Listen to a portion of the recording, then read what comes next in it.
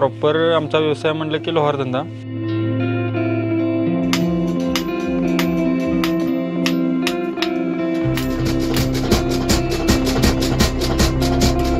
लोहार कामाचा धंदा आमचा आता जवळजवळ 25 ते 30 वर्षे चालू आहे।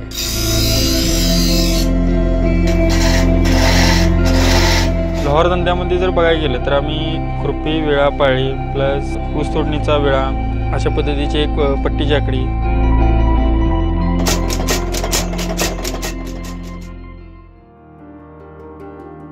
भारत हा कृषीप्रधान देश म्हणून ओळखला जातो। वर्षाच्या तिन्ही ऋतूमध्ये लाखोंचा पोशिंदा शेतकरी शिवारात कबाड कष्ट करत असतो। शेतातील कोणतेही काम करताना शेतकऱ्याचा हक्काचा सोबती म्हणून खुरप असतंच। शिवारातील कोणतेही काम करताना हातात खुरप घेतलेला शेतकरी सर्रास पाहायला मिळतो। अशीच खुरपी बनवणारं कोल्हापूर जिल्ह्याच्या शाहूवाडी तालुक्यातील पेंडाखळे गाव ही भारताच्या नकाशावर नावारूपास येत आहे। गावात बनवणाऱ्या 7 दर्जेदार खुरप्यांचा महाराष्ट्रासह दक्षिण कर्नाटक आणि उत्तर प्रदेश, बिहारपर्यंत नावलौकिक झाला आहे।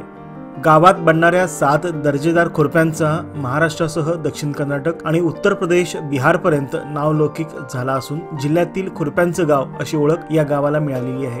कोल्हापूरपासून अवघ्या 45 किलोमीटर अंतरावर असलेल्या आणि गर्द हिरव्या झाडीत सभोवताली डोंगर रांगांच्या संरक्षणात वसलेल्या शाहूवाडी तालुक्यातील पेंडाखळे गावची लोकसंख्या अवघी 2500। मात्र या गावातील निम्म्याहून अधिक कुटुंब शेतकऱ्यांना लागणाऱ्या खुरप्यांचा व्यवसाय करतात। गेली 70 वर्षे गावात पारंपरिक पद्धतीने शेतीच्या मशागतीसाठी लागणारी भांगरणीची खुरपी, गवत कापण्यासाठी लागणारा विळा, ऊस तोडणीसाठीचं खुरप, परळी, धनगर समाजातील लोकांसाठी आकडी बनवण्याचं काम 4 पिढ्यापासून या गावात सुरू आहे।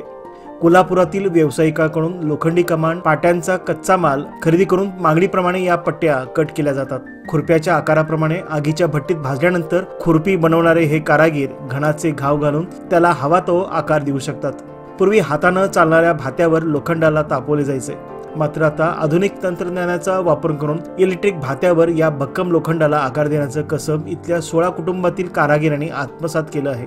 या गावातील महादेव लोहार यांच्या कुटुंबातील 4थी पिढी आता हा वडिलोपार्जित व्यवसाय करत असून महिन्याकाठी 60 ते 70 हजारांचे उत्पादन एक कुटुंब करत असून उत्पादन खर्च वजा करता एका कुटुंबाला किमान 30 ते 40 हजारांचा नफा मिळत असल्याचं महादेव लोहार यांनी सांगितलं। लोहार कामाचा धंदा आमचा आता जवळजवळ 25 ते 30 वर्षे चालू आहे। काय आम्ही लक्ष्मीपुरीतनं पटाबिटा अनुषाने इथनं मोठ्या ह्याचा धंदा करतोय। आमचा नाव आता प्रसिद्ध झालेला आहे काय। आणि जो आमचा आता वय आता जवळ 59 वय म्हणजे जवळ 25 ते 30 वर्षे आम्ही धंदा करतोय। विळा, खुरप, कोयता ह्या अशा पद्धतीने आम्ही शेती लागणारा अवजार आम्ही सगळं बनवतोय। कुठं कुठं तुमचा माल जातो? आमचा सांगली, मिरज, कराड इकडे माल सगळा जातो बाहेर। आता आम्ही कराडचा माल चालू आहे आमचा करायचा। दिवसभर कसं काम चालू आहे? दिवसभर नाही, सकाळी 7ला ते संध्याकाळी 12 वाजेपर्यंत आम्ही करतो। या 12 वाजता सुट्टी करायची, तिथनं पुढं आम्ही संध्याकाळी 3 वाजता चालू ते संध्याकाळी 8:30ला बंद। तुम्ही कोण काम करता? आणि मुलगाच आता 2 मुलगं आणि मी। महिन्याला किती पैसे राहतात काय?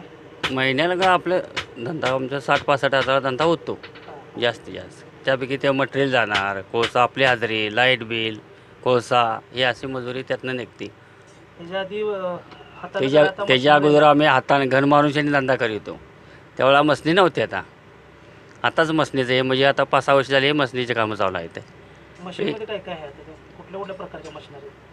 मशीन आता पट्टी कापायची मशीन किंवा बडवायचं मशीन, नंतर होलं मारायचं मशीन, घासायचं मशीन, अशा मशिनरी आहेत। कटलर हे सगळं बारकं मशनी आहेत, मोठ्या आहेत। आता ह्याच्या पलीकडे काय दुसरं काय नाही। मग आता गावातील सुतारवाडीत राहणाऱ्या अनेक तरुणांनी चांगलं शिक्षण घेतलं आहे, मात्र शिक्षण घेऊनही नोकरीची शाश्वती नसल्याने अनेक तरुणांनी याच व्यवसायाचे औद्योगिक प्रशिक्षण घेऊन वडिलोपार्जित व्यवसायात उडी घेतली आहे। महिन्याला 8 ते 10 हजारांची दुसऱ्याची चाकरी करण्यापेक्षा घरचा व्यवसाय सांभाळण्याला इथल्या तरुणांनी प्राधान्य दिलं असल्याचं गावातील युवा उद्योजक स्वप्नील लोहार यांनी सांगितलं। मी आता या वडिलांच्या हाताखाली कामाला आहे, म्हणजे त्यांच्याकडून मी शिकलो आहे खुरपी कराय। आणि मी टर्नर व्यवसाय केलेला, म्हणजे टर्नर काय ITIला होतो। मग तिथं जास्त म्हणजे नोकरी संपादन 8,000-7,000 पगार होतो। मग तिथं काय भेटलं नाही आम्हाला, म्हणजे पगार जास्त भेटला नाही। बाहेर ह्याच्यात MIDC ह्याच्यात केले. त्यात काय जॉब म्हणजे जास्त काम भेटलं नाही. मग पप्पांच्या हाताखाली शिकलो मी. मग हे खुरपी आता करा. काय करतोस? आता मी ह्याचं करतो, ऊस तोडणीचं खुरपं, गवत कापणीचं खुरपं, भांगलणीचं, परत बाकी व्यवसाय शेतीसाठी काम करतो की नाही ते सगळे अवजार करतो आम्ही. नोकरीपेक्षा व्यवसाय परवडतो? परवडतो. म्हणजे इथं महिन्याला किती मिळतं? महिन्याला 8,000 7,000 म्हणजे आता भेटतं पहिलं.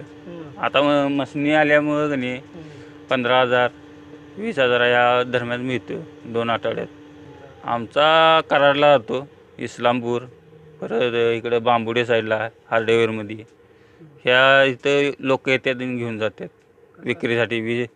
50 40 असं घेऊन जातात विक्रीसाठी. दर ऊस तोडणीचा 1,000 रुपये आहे, ह्याचा 350 रुपये आहे गवत कापणीचा, आणि भांगलणीचा आहे तो 150 रुपये आहे. म्हणजे होलसेलला, म्हणजे विक्रीसाठी व्यापारी येतात नाही त्यांच्यासाठी. तिथे 200 रुपयाला जाते ती भांगलणी. तुमची किती पिढी आता ही? आमची सध्या 4थी पिढी आहे. पप्पांची 3री आहे. त्यांच्या हाताखाली आम्ही शिकलेलो हे सगळं. नोकरी करण्याचा काय अर्थ नाही. स्वतःचा आता हे आमचा व्यवसाय ते बऱ्यापैकी आहे. कोल्हापूरपासून जवळ असलेल्या सांगली, आटपाडी, सांगोला, माढा, सोलापूर जिल्ह्यातील अनेक गावांमध्ये धनगर समाज मोठ्या प्रमाणात वास्तव्य करत आहे.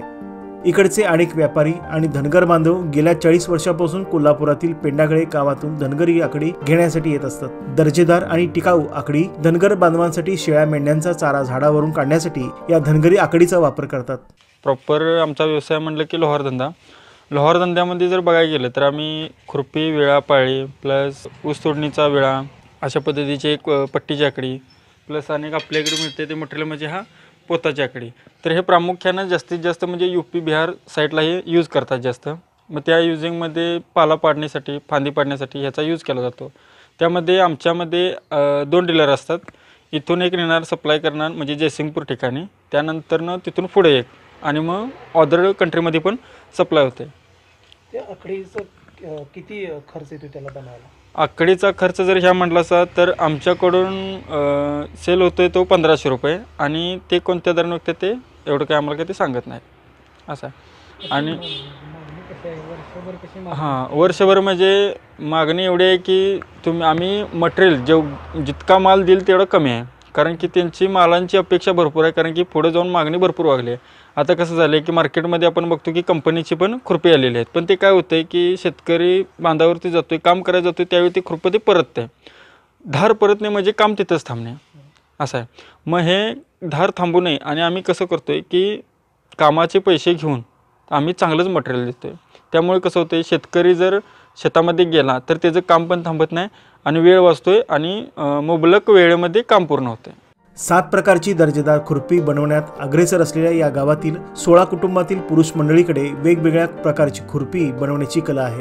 दिवसाला एका कुटुंबातील 3 सदस्य किमान 150 खुरपी बनवतात. दिवसाला 16 कुटुंबाकडून 2,000 वेगवेगळ्या खुरपांचं उत्पादन होतं. तर यातून महिन्याकाठी एका कुटुंबाला 30 ते 40 हजारांचा निव्वळ नफा मिळत असल्याचं गावातील व्यावसायिक गजानन सुतार यांनी सांगितलं. तर या व्यवसायामुळे गावचं नाव महाराष्ट्रासह कर्नाटक, उत्तर प्रदेश, बिहार या राज्यामध्येही आता प्रसिद्ध झालं आहे.